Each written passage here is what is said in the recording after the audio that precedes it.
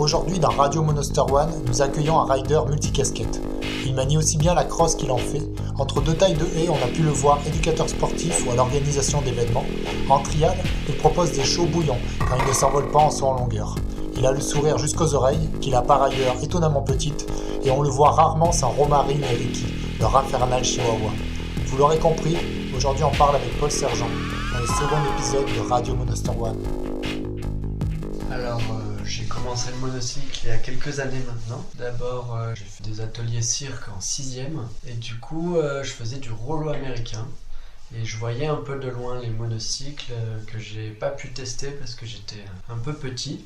Au niveau de taille, le monocycle ne s'adaptait pas à moi. Et j'ai déménagé du coup, et il n'y avait plus d'école de cirque. C'était un peu le début des vidéos de monocycle qui tournaient sur YouTube. On est dans à quelle année là à peu près ? C'était dans les années 2004-2005.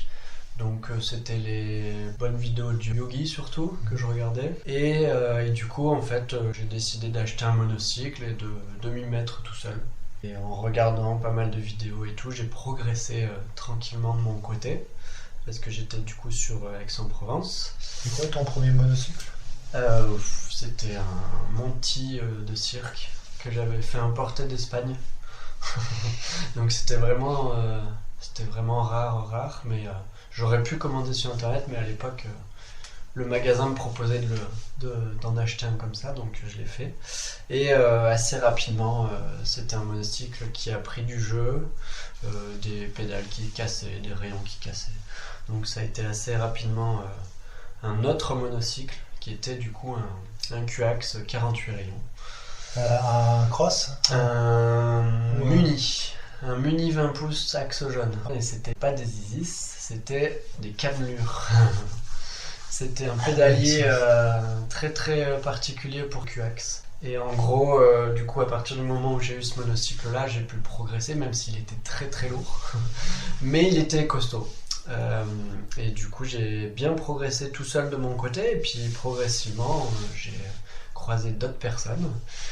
Du coup sur Marseille, parce que j'ai fait mes études à Marseille, et j'ai croisé l'association Monopause, qui existe encore, et qui était à l'initiative à la base de Yvon et Max, que beaucoup de personnes connaissent. Progressivement, j'ai fait du monocycle hockey avec eux, et ensuite l'équipe Roue Libre, qui m'a accueilli dans leur équipe de monocycle hockey, et là j'ai découvert les championnats de France en 2010, pour ma première CFM. Qui est aussi ma première, qui est la première de Mario, qui est la première de plein de personnes. Allez, Saint-Jean. Ouais. Première découverte totale du monde du monocycle et de toutes les disciplines différentes. Donc à l'époque, je faisais pas vraiment du street ni du trial. C'était un petit mélange, mais du coup, j'avais pas de spécialité. Je roulais beaucoup à Marseille en urbain, on va dire.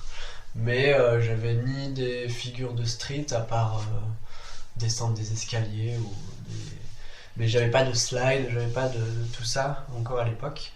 Mais du coup d'accéder à des CFM, c'est vrai que de voir toutes les possibilités qu'on pouvait faire en plus, c'était super intéressant, quoi. Tu avais fait des compétitions du coup, tu t'étais inscrit en tant que compétiteur ? Oui. Bah, déjà pour le hockey, avec l'équipe de Roue Libre. Ouais, j'avais dû faire de mémoire du trial, du tout-terrain. Et je sais plus si c'est cette année-là ou une autre année où je voyais les sauts en longueur avec les frères Kerr et Adrien Delecroix. Et en fait, je crois que j'ai réussi à rentrer dans la compétition. Et du coup, j'ai réussi à faire un podium en saut en longueur. Directement la première année de cette compétition-là. Je sais plus si c'est cette première CFM ou la suivante, mais en gros, c'était au tout début et je mangeais et je les voyais sauter. Je me dis, mais en fait, il y a possibilité de faire une belle distance, quoi. Donc voilà, c'était cool. T'avais fait combien ? Tout ça. Faudrait re-regarder, mais c'était ça doit être 2m50, 2m quelque chose comme ça, et j'étais en 20 pouces. Donc c'était déjà bien. Et à l'époque, je crois qu'ils approchaient les 3 mètres. Il faudrait re-regarder les résultats, mais Oui, à l'époque, ils étaient sur les 3 mètres. Parce que déjà, le record mondial il était détenu par un Allemand qui s'appelait Rocco, qui était 2,90 avant en 20 pouces. Et après, il y a Adrien qui est arrivé en 24 pouces et qui a commencé à aller un peu plus loin. Aller plus loin, ouais. Ouais. Ça a progressé depuis cette époque-là, effectivement. Mais du coup, c'était sympa de découvrir tout ce monde de multidisciplines. Et j'ai accroché de suite sur la première CFM et régulièrement ensuite j'ai été appelé par l'équipe roue libre parce que je m'entraînais pas du tout avec eux. Et ils organisaient aussi des événements comme il y a du jeu dans ta roue, donc on se revoyait dans l'année, quoi. Et puis plusieurs années se sont écoulées, je sais plus dire combien, mais où on a progressé en hockey et du coup plusieurs fois champion de France de hockey. Et du coup avec les autres disciplines, des progressions aussi en trial, en saut en longueur, en saut en hauteur un petit peu aussi, en tout terrain aussi, tout ça. Oui, c'est vrai que toi t'es plutôt très multidiscipline au final. Ouais, je suis pas en fait au début j'étais spécialisé sur le trial urbain du coup aussi, et j'ai pas trop accroché sur le street, mais plutôt sur le hockey et du tout terrain principalement, et un peu le saut en longueur aussi. Bah oui, parce que pendant très longtemps t'avais le record de France. Oui, depuis pas très longtemps. Mais effectivement, j'avais le record, on se tirait un peu la bourre. Ouais, il y a mais quelques années. Toi, t'étais arrivé avec une roue plus grande et des plus petites manivelles, et du coup, j'ai plus réussi à suivre. Il n'y avait plus les mêmes repères. Moi, j'ai dû m'arrêter à 3,50 peut-être. Oui. Et toi, t'étais à 3,75. Alors, Eratum, le record de saut en longueur de Paul est de 3,90 m. Bah oui. Bah après, 2 fois, tu passais devant et c'était sympa. Mais c'était trop drôle. Mais oui, on se tirait un peu la bourre et effectivement, j'essaie de trouver des meilleurs compromis pour sauter plus loin, mais c'est vrai que ça demande du travail.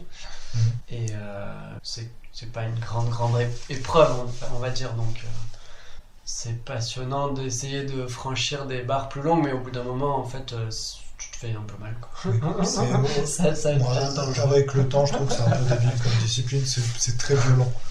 Ouais, c'est violent. Après, on est jeune et après, on commence à vieillir, quoi. Mais du coup, c'est pour ça qu'on prend un peu plus de recul, je pense. Mais je suis très content qu'il y ait un nouveau record de France par des jeunes, du coup, par Thomas Ravet. Et puis, la génération qui arrive aussi, qui s'accroche. Je pense à Paul Keller aussi, qui est pas loin et qui m'a montré une petite photo d'une ancienne CFM où il était vraiment très petit, et c'était à ces moments-là où je sautais assez loin. Et du coup, il était un peu émerveillé à l'époque, et moi je m'en rendais pas compte. Et maintenant, c'est lui qui est devant moi en saut en longueur, quoi.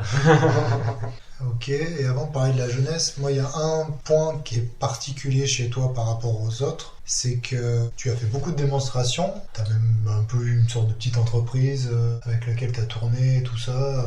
Est-ce que tu peux nous en parler un petit peu ? Yes, à Marseille, du coup j'ai rencontré deux jeunes qui faisaient du VTT trial. Et ils faisaient des démonstrations lors des événements de sport ou culturels. Et en gros, ça m'intéressait de proposer du trial en monocycle, du coup, pour des shows et des démonstrations. Et j'ai intégré assez rapidement leur équipe qui s'appelle Show Wheels, et qui était à la base ils étaient en auto-entrepreneuriat. Et du coup, j'ai accroché assez vite sur les démonstrations, je sais plus dire à partir de quelle année, mais ça remonte à une vingtaine d'années. J'étais jeune, quoi. Ah oui, 2005 Non, pas 2005. 2010 peut-être. Ok. Plus 5 ans après mes débuts. Ouais, c'était plus ça.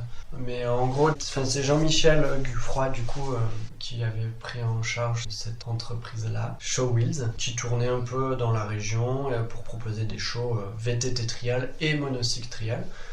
Et ça a accroché assez rapidement d'avoir cette discipline en plus dans les propositions de démonstration. Et moi, ça m'intéressait aussi de promouvoir le monocycle trial aussi, qui est peu connu. Donc de fil en aiguille, on a fait quelques années comme ça. Jean-Michel a arrêté parce qu'il avait besoin de plus de temps. Et j'ai repris du coup le nom Show Wheels pour l'association. En tant qu'association, du coup, pour avoir une structure un peu moins lourde financièrement. Parce qu'il n'y avait pas beaucoup de démonstrations, donc on pouvait pas payer des taxes alors qu'on n'avait pas pas d'argent qui rentrait. Du coup, en association, on a continué à faire quelques démonstrations selon les années, de 1 à 10 sur les grandes années. Et puis après, j'ai croisé Eddy aussi, je t'ai croisé. On a fait quelques démos ensemble. Quelques démos ensemble. On s'est refilé des plans aussi. Oui, des demandes de démonstration grâce aux vidéos aussi qu'il y avait et qui circulaient en montrant du VTT trial et du monocycle trial en même temps, et ça pouvait matcher. Et après, on a rencontré Xcentrix aussi. Et du coup, on a pu faire des démos ensemble, l'un après l'autre. Une à la Voule qui était bien cool. Ouais. J'ai un bon souvenir. Des bons souvenirs, ouais. Mais oui, c'est ça qui est bien, c'est quand il y en a un qui n'était pas dispo, l'autre qui pouvait venir. Oui. Et après, il y a une fois aussi, on a fait une démo tous les deux pour Xcentrix. C'était drôle parce que c'était pas forcément prévu, mais que c'était chez toi. Et du coup, c'était cool d'avoir maintenu 2 monocyclistes parce qu'en vrai, sur une démonstration, déjà, c'est pas fréquent. C'est pas fréquent, mais on sait que c'est sur de la démonstration, c'est intense. Et en fait, au plus il y a de monde, au plus il y a de riders, au mieux on arrive à proposer un spectacle intéressant. Et en plus, j'ai un profil un peu trial, mais toi, tu as plus un côté street. Et du coup, ça amène vraiment 2 dynamiques différentes de disciplines du monocycle. Et c'est ça qui est intéressant aussi. Et c'est cool de pouvoir se croiser aussi. Est-ce que tu as, un souvenir un peu particulier d'une démonstration, un truc un peu fou, un endroit où vous êtes allé il y a un projet qui était intéressant pour Showwheels, c'était une demande pour la foire de Marseille. Et en fait, ils nous demandaient une démonstration par jour pendant une semaine. Il n'y avait pas beaucoup de public. Et on leur a fait aussi une démonstration en soirée, du coup.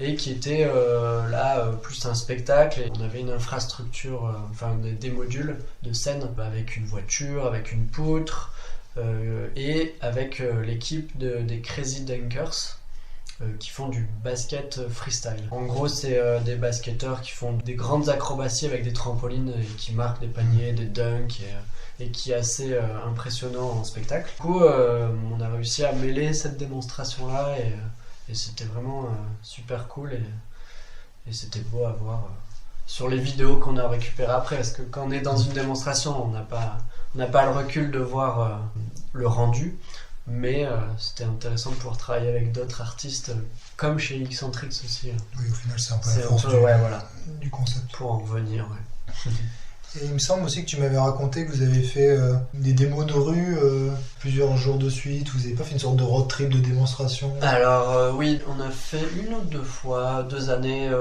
surtout en été où effectivement on a fait un road trip où en fait on essayait de voguer de ville en ville, souvent sur la côte d'Azur, où il y a du monde, il y a des touristes, et du coup de poser le chapeau pour faire comme un artiste de rue. Et c'est vrai que c'était une autre dynamique et c'est d'autres formats en fait de démonstration. Et puis l'été, c'est convivial aussi d'être dans la rue et de pouvoir faire des petits spectacles, bouger à droite à gauche, et de découvrir un peu les villes comme ça, quoi. Et puis toujours dans la même optique de faire découvrir aux gens des nouvelles disciplines et puis faire le spectacle.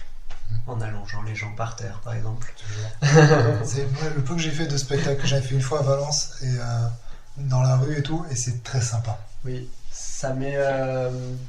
en fait, de faire de la démonstration sans personne à terre, ça amène quelque chose, mais à partir du moment où il y a quelqu'un par terre, une seule personne par exemple, ça amène une autre dynamique qui apporte pas mal de gens, et en spectacle de rue, dès qu'il y a des gens qui s'approchent, qui sont intéressés, il y a de plus en plus de gens qui s'arrêtent, et au bout d'un moment, il y a vraiment beaucoup de monde.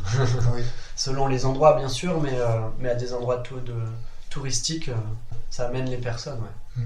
Mais surtout que moi je trouve qu'en monocycle, faire des démonstrations de trial, de street et tout ça, on est un peu limité quand même. On va pas pouvoir offrir un vrai spectacle. C'est toujours un peu de l'impro, c'est du freestyle, quoi. Et du coup, dans le cadre de la rue, c'est ultra pertinent, je trouve, et ça marche vraiment mieux. Enfin, ça marche vraiment bien. Ça marche bien avec des modules et tout ça. Là, c'est bon environnement. Le bon endroit, ouais. Après, c'est vrai qu'en performance, quand on fait du trial, de monter 3 palettes ou 5 palettes, peut-être c'est un peu une grande marge, mais les personnes qui connaissent pas ne voient pas forcément la différence. Il faut essayer de jouer sur les déséquilibres, par exemple, qui soient un peu hauts et qui sont vite impressionnants, mais pas forcément très techniques dans la discipline du trial. Et voilà, c'est du spectacle, quoi. C'est vraiment... c'est pas que de la performance en tant que compétition dans du trial, quoi. Et c'est là aussi où j'ai trouvé un intérêt, c'est qu'il n'y a pas forcément besoin d'un grand niveau pour émerveiller les gens en monocycle en faisant des démonstrations. Avoir un bon niveau en trial, ça aide, mais il n'y a pas besoin d'être à la pointe du trial pour proposer une démonstration, un show qui émerveille les gens, quoi. Donc oui. Ça, c'est cool. Et même souvent, tu as le droit de louper dans les démonstrations. Des fois, c'est même un plus. Parce que quand tu y arrives après, tu as toute la foule qui est avec toi qui dit « Ouais, y arrive !» C'est ça, il faut jouer sur l'émotion des spectateurs, effectivement. Et du coup, c'est vrai qu'il ne faut pas se mettre la pression non plus. Et même si tu loupes, il faut remonter dessus. Et en fait, les gens se disent « Ah ouais, c'est dur, il n'y arrive pas !» Et puis au bout de 2-3 fois, tu y arrives. Et du coup, c'est vrai que ça fait monter l'émotion. Et c'est vrai que de ressentir ça, c'est sympa. Ouais. C'est pour ça qu'on fait des démonstrations, je pense aussi. C'est l'émotion des gens. Ok, un autre truc auquel j'aimerais qu'on parle, c'est que du coup, pendant longtemps, tu étais avec une association avec qui tu donnais des cours. Et aussi, tu as pu organiser des compétitions, les Open Monocycle. Est-ce que tu peux nous parler de toute cette période ? Ouais. Moi, à la base, du coup, j'ai fait mes études dans le paysage. Du coup, je suis paysagiste. Et sur la fin de mes études, je voulais encadrer du monocycle pour proposer des initiations quand on proposait des démonstrations. Et que ça soit un peu... que ça soit carré, que j'ai un diplôme, que je puisse encadrer des jeunes et tout ça. Et du coup, j'ai décidé de passer un BPGEPS, donc APT, donc Activité Physique pour Tous, qui me permet en fait d'encadrer du multisport. Pas que du monocycle, mais vraiment tout un tas de sports au niveau loisir, et c'est de l'initiation, quoi.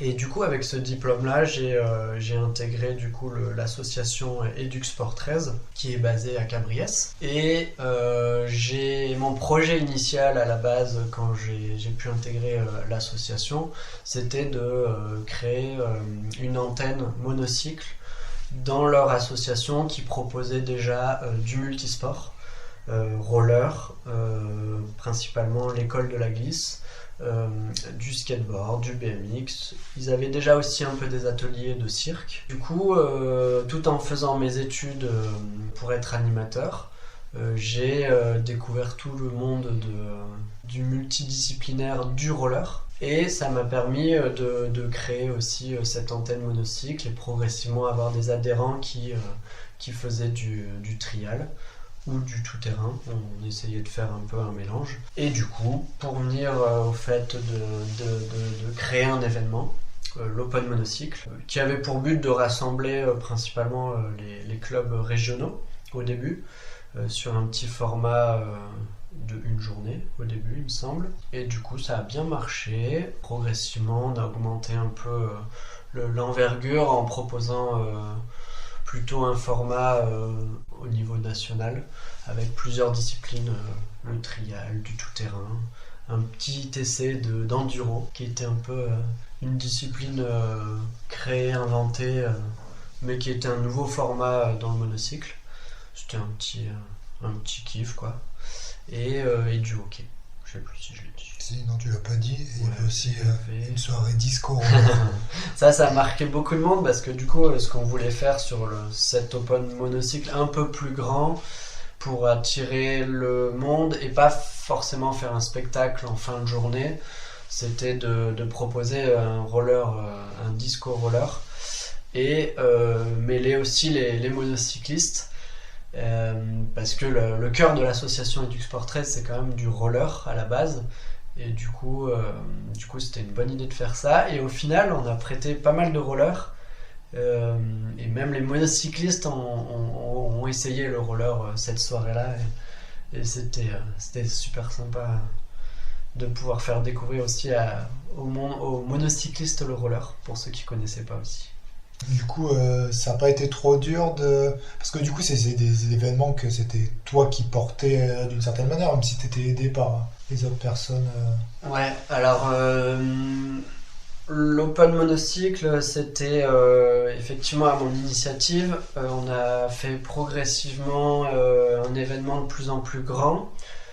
Donc il y avait des bases qui étaient acquises d'année en année. Donc la première année, c'était juste un tournoi de hockey avec une petite rando. Et progressivement, il y a eu jusqu'à cet événement-là où il y avait des festivités sur 2 jours. Et du coup, on a accueilli plus de monde.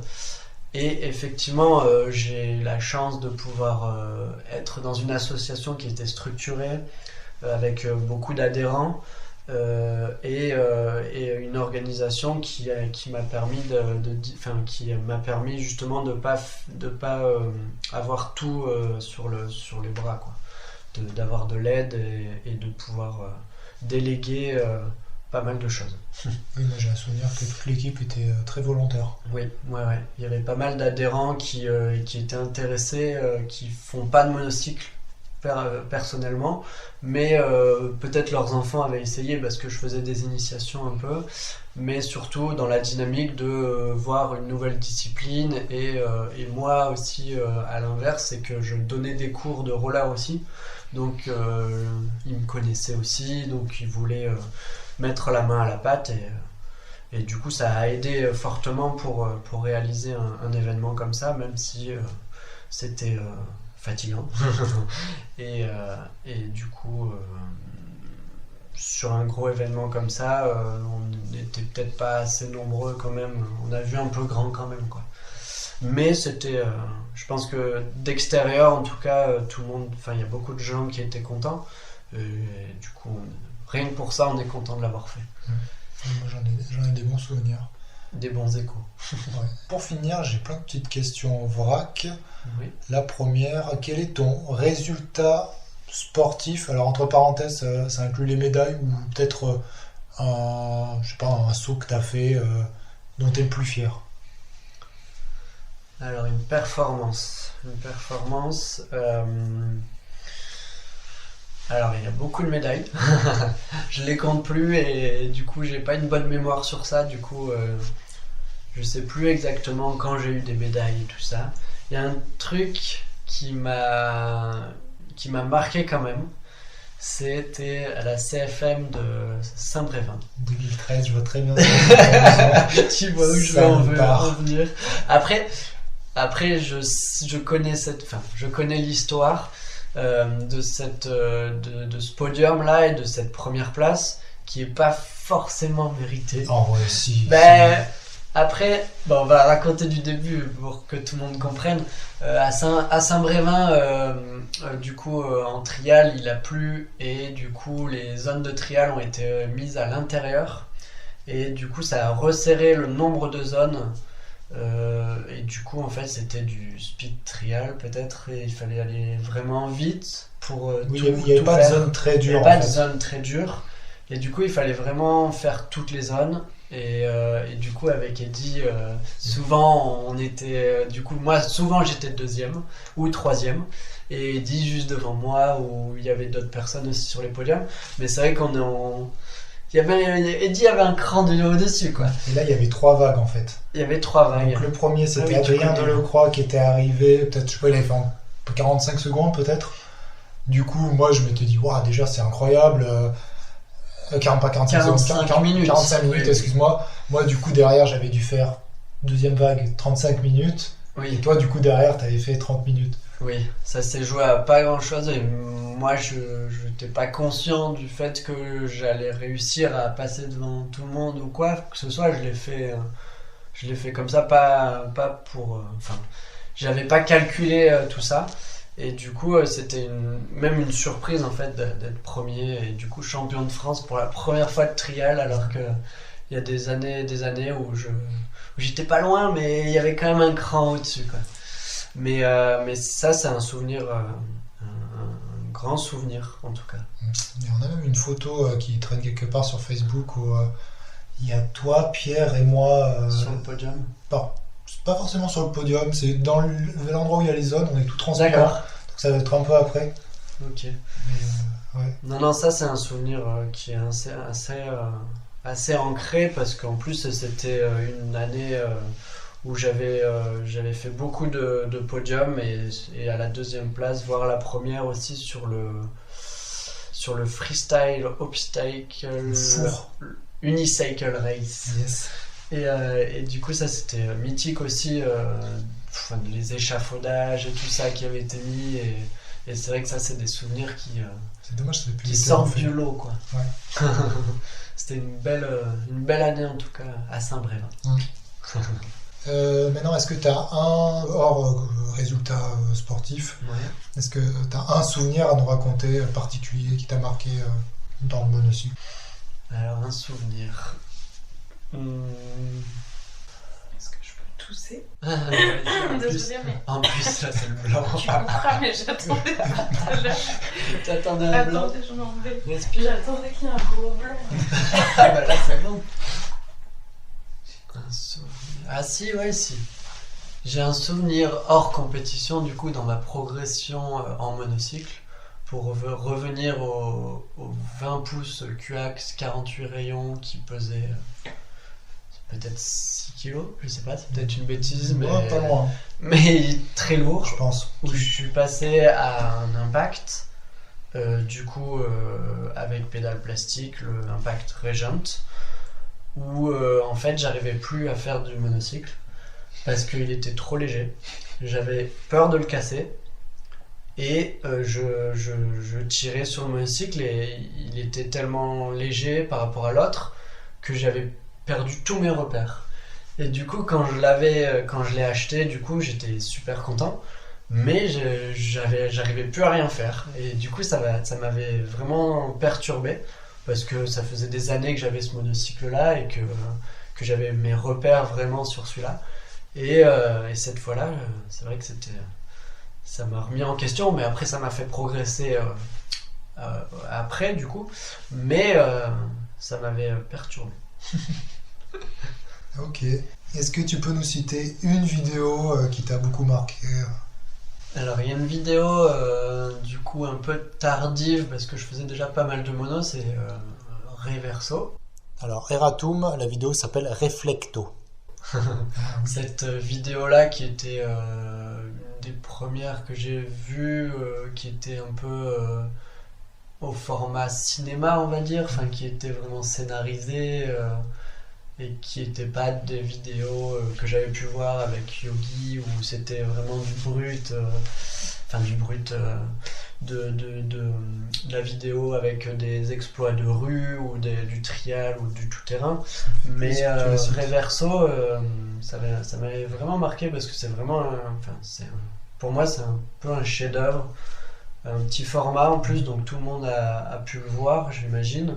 Et ceux qui l'ont pas encore vu, faut vraiment aller le voir. Ouais. Et qui était à mi-chemin entre du cirque aussi et à mi-chemin entre du flat street. Et du coup, c'était intéressant de voir les deux disciplines dans une petite vidéo comme ça. Et ça m'avait marqué, ouais. Eh ben, je suis content que tu le cites, c'est un bon choix. C'est effectivement, c'est pas forcément le premier truc auquel on peut penser. Non. Alors pour la petite histoire, c'est Xavier Collot. Ouais.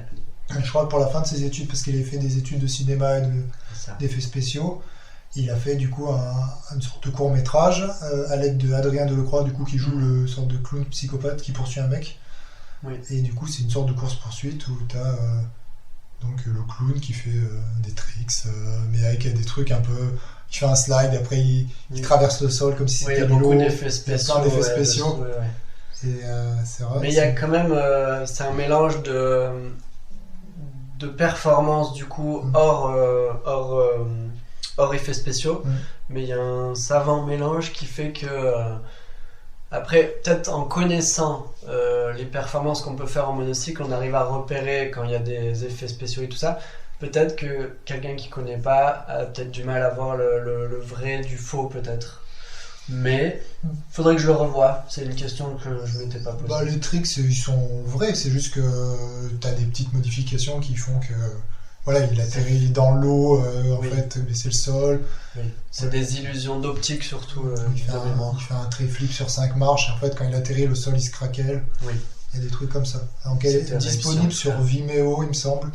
Mais ça doit pas être évident à trouver. Si vous êtes intéressé, envoyez-moi un message, je vous la retrouverai. Non, c'est Voilà. Et maintenant, pour finir, est-ce que tu peux me citer un rider de l'ancien temps qui t'a vachement inspiré et un rider du futur en qui tu crois beaucoup?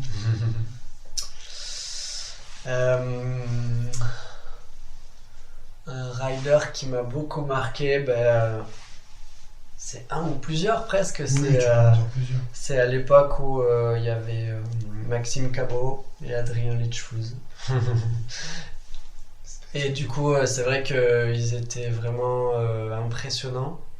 Ils étaient très moteurs dans la discipline, je pense, et que du coup j'étais jeune et je les voyais évoluer et progressivement j'arrivais à progresser en observant un peu ce qu'ils faisaient et c'est vrai qu'après quand ils sont partis et qu'ils ont arrêté un peu, du coup ça a permis d'être juste derrière et de progresser et c'est vrai que c'était marquant. C'était des riders marquants, quoi. Nous, il nous a fallu prendre le relais derrière. C'était pas si évident. Je pense qu'il y avait un blanc juste après. Une fois qu'ils étaient partis, je pense qu'il y avait un écart de niveau, effectivement. Ouais, même en termes de Même- légitimité. Oui. Oui. Non, il y a eu. C'est sûr qu'il y a peut-être eu un creux à ce moment-là au niveau français, au niveau du trial et du flat que j'ai pas touché. Par contre, je connais pas. Enfin, j'ai pas touché cette discipline-là, mais je sais qu'ils étaient forts aussi dans ces disciplines-là. Et c'est vrai que c'était des riders que j'ai côtoyés et qui m'ont inspiré pour ma progression en trial, par exemple. Ok. Et pour un petit jeune ou une petite jeune? Alors, Déjà, on peut citer Thiago qui est ton élève. c'est vrai. Alors ouais, il y a Thiago qui a beaucoup progressé en découvrant la discipline grâce à une démonstration dans son village. Oh, c'est beau ça. Ouais. Thiago qui a découvert le monocycle en me voyant du coup en faisant une démonstration par le biais de Show Wheels et du coup qui était intéressé et progressivement qui a suivi un peu des cours à EduSport 13 puis d'autres cours et puis en autonomie aussi et qui a bien progressé au niveau mondial sur les Unicones à Grenoble aussi, qui a fait un bon score. Et du coup, c'est sûr que c'est cool de penser que en voyant quelqu'un faire du monocycle, ça a permis qu'il progresse et qu'il ait envie de faire mieux. Et bon. Bon. Bah, écoute. Après, c'est vrai que j'ai pas parlé de tous les enchaînements d'équipes que j'ai eu en hockey. On peut en parler un petit peu si tu veux. Moi, le hockey, c'est pas ma passion première, mais si tu penses que ça peut être mais ouais, intéressant. c'est intéressant. Ben ouais. Mais du coup, c'est vrai que en plus des disciplines du trial, du tout-terrain et du saut en longueur ou saut en hauteur, c'est vrai qu'il y a cette discipline du mono-hockey qui de base, du coup, dès la découverte du monocycle, était assez ancrée et du coup, ça m'a permis de progresser. Et ce qui m'a permis de progresser, c'était aussi de rencontrer des équipes qui m'ont proposé de jouer avec eux parce que j'étais un peu isolé, on va dire. J'avais pas d'équipe de monocycle hockey. Et du coup, Roue Libre qui m'a accueilli. Et au bout de quelques années, il y a Roue Libre un peu qui marchait plus trop. Ils n'avaient plus assez de riders pour faire des équipes de hockey. Et par contre, du coup, d'autres équipes avaient peut-être besoin. Et j'ai été accueilli du coup par l'équipe de Unistyle, du coup la famille de Lecroix. Et du coup, on a pu faire quelques années comme ça aussi, où on a été champion de France plusieurs fois. Et ça m'a permis vraiment de progresser avec des niveaux différents. après, l'équipe du Nistil n'avait plus assez de riders non plus, hein, et ainsi de suite. Et du coup, j'ai réussi à rebondir sur ça, et du coup, j'ai été accueilli par l'équipe des Cyclopes de Valbonne. Et du coup, nous sommes allés aussi au championnat de France. Et pareil, où on a réussi à être champion de France aussi. Donc c'est vrai que c'était cool de pouvoir être avec des équipes qui réussissaient. Et ça m'a permis aussi d'être motivé à faire du monocycle et puis à toujours être à la recherche de la progression dans le mono-hockey, quoi. Et écoute, de la fin. On a fait le tour. Ouais, on a parlé un peu de tout, toute mon histoire dans le monocycle et encore d'autres histoires, j'espère. En tout cas, j'arrête pas le monocycle demain. Ah, ça me fait plaisir. Donc actuellement, tu es du coup avec Romarine, ta chère et tendre, sur les routes de France, oui. dans un camion. Voilà, donc vous allez voir les copains. C'est pour ça que ce soir, tu passes à la casserole au podcast. Je suppose qu'il y a un peu la chance d'avoir la communauté pour vous accueillir un peu partout. Exactement. C'est en fait c'est à force de côtoyer des gens au CFM, aux compétitions, où on s'est dit en fait faudrait qu'on prenne le temps de voir les gens, parce qu'on n'a pas le temps de les voir en dehors des compétitions, et c'est vrai que on est à la moitié de notre parcours, on va dire, là en van, et on a vu pas mal de monocyclistes déjà, et on va en voir d'autres, mais c'est vrai que c'est intéressant de croiser les gens en dehors des compétitions, où on a le temps de plus discuter et prendre le temps de découvrir les gens, et c'est toujours intéressant. Du coup, effectivement, ça aide à pouvoir être hébergé et tout ça, et c'est sympa. C'est super sympa, et à chaque fois on est très bien accueillis, et ça c'est cool. Et grâce à toutes ces années de pratique de monocycle et du coup cette communauté de monocyclistes passionnés et passionnants. Merci pour votre écoute, et merci à Paul et Romarine pour cette très chouette soirée passée ensemble. J'espère que cet épisode vous a plu et que mon nouveau micro offre un meilleur son que celui de l'épisode précédent. N'hésitez pas si vous avez des remarques, j'essaie de prendre en compte les quelques-unes que j'ai reçues. L'invité du prochain épisode est déjà tout choisi, alors je vous dis à bientôt sur Radio Monostar One.